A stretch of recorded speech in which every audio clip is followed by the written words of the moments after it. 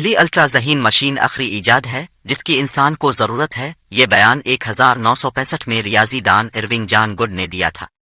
وہ کسی بھی انسان سے زیادہ ہوشیار مشین کا تصور کر رہا تھا جو اس سے بھی زیادہ ہوشیار مشینیں ڈیزائن کرے گی اور انسانوں کو چھوڑ دے گی دھول۔ اب جبکہ ہم نے ایک انتہائی ذہین مشین نہیں بنائی ہے، ہم نے کامیابی کے ساتھ ایک ایسی چیز بنائی ہے جو ہماری نسل کو ختم کر سکتی ہے، لیکن اگر اسے صحیح طریقے سے استعمال کیا جائے تو وہ ہمیں اپنی نسلوں کی تاریخ میں بھی بچا سکتا ہے۔ ہم مزید آلات ایجاد کرنے اور استعمال کرنے میں غیر معمولی مہارت رکھتے ہیں۔ ہمارے آباء و اجداد کے پتھر کے کلہاڑیوں اور نیزوں سے لے کر بھاپ کے انجنوں اور کمپیوٹرز تک، ہماری تہذیب نے ان آلات کو بنانے کے لیے استعمال ہونے والے علم اور وجدان نے ہمیں اپنی زندگیوں کے معیار کو بے حد بہتر کرنے کی اجازت دی ہے۔ آج ہم ایک نئی ایجاد مصنوعی ذہانت کے دامن پر کھڑے ہیں۔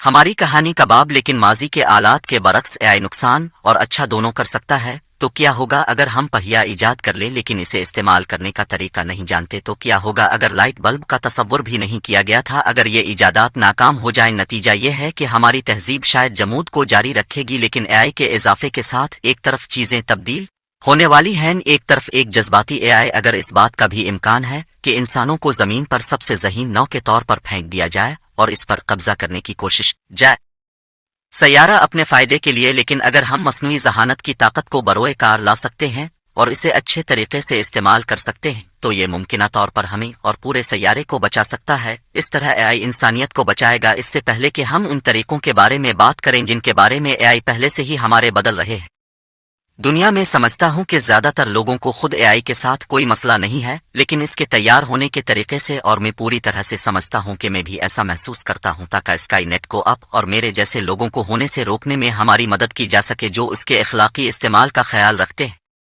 اے آئی کو ان کمروں میں جانے کی ضرورت ہے جہاں یہ فیصلے کیے جاتے ہیں، اور ایسا کرنے کے لیے ہمیں ٹیک میں کیریئر شروع کرنے کی ضرورت ہے۔ اے آئی نے حالیہ برسوں میں تیزی سے ترقی کی ہے جس کی وجہ سے دنیا بھر میں جذباتی مشینوں کے نظارے غالب رہے ہیں۔ نیا دور ہے اور بجا طور پر مصنوعی ذہانت کی تیز رفتار نشو و نما کے بارے میں بہت زیادہ تنقید کی گئی ہے۔ ہم نے یہاں چینل پر الگورتھم اور اے آئی ٹولز جیسے چیٹ جی پی ٹی کے خطرات کے بارے میں بات کرتے ہوئے کئی ویڈیوز بنائے ہیں، لیکن ان سب میں بہت کچھ ہے۔ اے آئی کی ترقی کے ساتھ جو مثبت چیزیں سامنے آئی ہیں، جن میں سے کچھ پہلے سے ہی ہمارے عالمی کینسر میں انقلاب برپا کر رہے ہیں، جو ہمیں درپیش سب سے بڑی رکاوٹوں میں سے ایک ہے، کیونکہ ایک انواع کی تحقیق سے پتہ چلتا ہے کہ اگر آپ طویل عرصے تک زندہ رہتے ہیں تو کینسر بالآخر آپ کو مار ڈالے گا۔ اگر آپ ایسا نہیں کرتے ہیں، کسی اور چیز سے مرتے ہیں۔ دنیا میں پہلے دو میں سے ایک شخص اپنی زندگی کے دوران کینسر کی کسی نہ کسی شکل میں ترقی کرے گا، جو تعداد خوفناک ہے، لیکن وہ زیادہ دیر تک نہیں ہو سکتی ہے۔ مصنوعی ذہانت کینسر کے علاج کو تیزی سے سمجھنے میں مدد دے رہی ہے کہ کینسر کے خلیات کس طرح مزاحم بن جاتے ہیں۔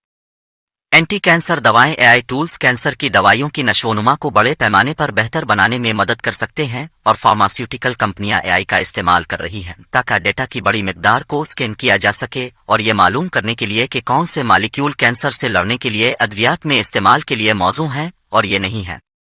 ٹورنٹو یونیورسٹی کے محققین اور سلیکون میڈیسن کے ایک حالیہ مطالعہ میں صرف تھیوری نے جگر کے کینسر کے علاج کے لیے ایک نیا طریقہ تلاش کرنے کے لیے الفا فولڈ نامی کمپیوٹر پروگرام کے ساتھ ساتھ فارما اے آئی نامی ٹول کا استعمال کیا، جس میں اے آئی ٹول نے ایک نیا ہدف تلاش کیا، کینسر، اور ایک مالیکیول بھی ملا جو اس ہدف پر قائم رہے گا۔ اس مالیکیول کو کینسر کے علاج کی نئی دوا میں شامل کیا جا سکتا ہے۔ محققین نے یہ سب صرف 30 دنوں میں مکمل کر لیا، تو تصور کریں کہ وہ زیادہ وقت اور زیادہ طاقتور اے آئی ٹولز کے ساتھ کیا کر سکتے ہیں۔ مصنوعی ذہانت طبی امیجنگ کے تجزیہ میں بھی استعمال کیا جا رہا ہے۔ C T scan, X ray اور ایم آر آئیز میں زخموں اور دیگر اسامانیتوں کو تلاش کرنے کے لیے جو ایک انسانی ریڈیولوجسٹ کو عاد ہو سکتا ہے۔ یہ پیٹرن پر مبنی دہرائے جانے والے کام ہیں جن میں مشینیں مہارت رکھتی ہیں، یہاں تک کہ اگر اے آئی اہم شعبوں میں مدد کرنے کے قابل نہ بھی ہو۔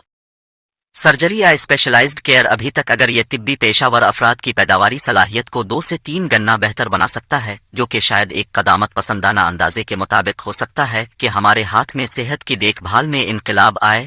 تحقیق سے پتہ چلتا ہے کہ سال 2034 تک اس میں کمی ہو سکتی ہے۔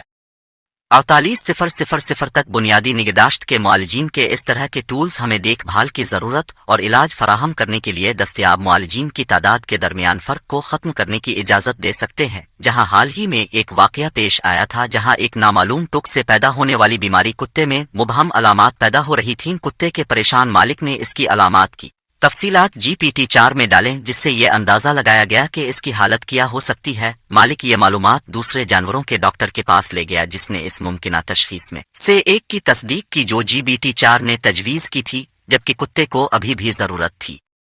ایک حقیقی ڈاکٹر کو دیکھنے کے لیے GPT-4 بیماری کی تشخیص میں لگنے والے وقت کو بڑے پیمانے پر تیز کرنے کے قابل تھا۔ آج کتے نے مکمل صحت یابی کی ہے۔ حصہ 2 میں شکریہ GPT-4 AI زندہ معذور لوگوں کی مدد کر سکتا ہے تاکہ وہ زیادہ آزادانہ طور پر زندگی گزار سکیں۔ GPT-4 ہے بی مائی آئیز جیسی ایپس میں شامل کیا جا رہا ہے اور نابینا اور بصارت سے محروم افراد کی مدد کے لیے اپنے ارد گرد کی دنیا کی بہتر تشریح کرنے کے لیے ہمارے پاس اب تقریباً درست ریئل ٹائم کیپشننگ سافٹ ویئر ہے جو کہ سماعت سے محروم لوگوں کو آن لائن کے ساتھ فلمیں دیکھنے کی اجازت دیتا ہے۔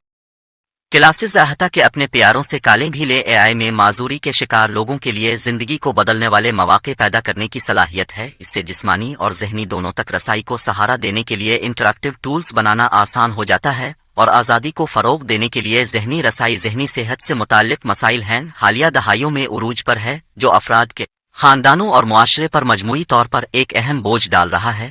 اے آئی کو تشخیصی ٹولز ذاتی نوعیت کے علاج کے منصوبوں کی تخلیق میں مدد کے لیے استعمال کیا جا سکتا ہے۔